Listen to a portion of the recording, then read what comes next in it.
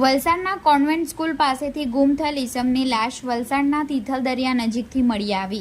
તારીખ 6 જૂન ગુરુવારના રોજ 5 કલાકની મળતી માહિતી મુજબ વલસાડના કોન્વેન્ટ સ્કૂલની બાજુમાં આવેલ ભૂદર ભગવાનની ચાલમાં રહેતા પ્રવીણભાઈ જગન્નાથ સોનવણે તારીખ 31 મે 2024ના રોજ સાંજના સુમારે પોતાના ઘરેથી ફરવા નીકળ્યા હતા. ત્યારબાદ પરત ફર્યા ન હતા.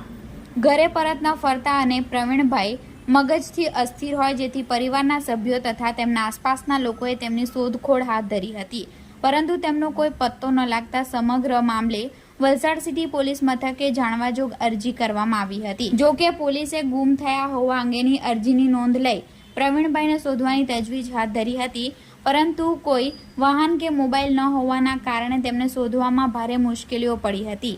આજરોજ વલસાડ સિટી પોલીસ મથકે આવેલા કોલ મુજબ તિથલ દરિયા કિનારે સોલ્ટી રિસોર્ટ નજીક ખુલ્લા મેદાનમાં દિવાલ પાસે અજાણ્યા ઈસમની લાશ હોય, જ્યાં પોલીસે ઘટના સ્થળે પહોંચી ચેક કરતા મૃતક પ્રવીણભાઈ હોય, જેથી તેમણે પરિવારના સભ્યોને જાણ કરી લાશનો કબજો મેળવી લાશને પીએમ અર્થે વલસાડની સિવિલ હોસ્પિટલમાં ખસેડી હતી.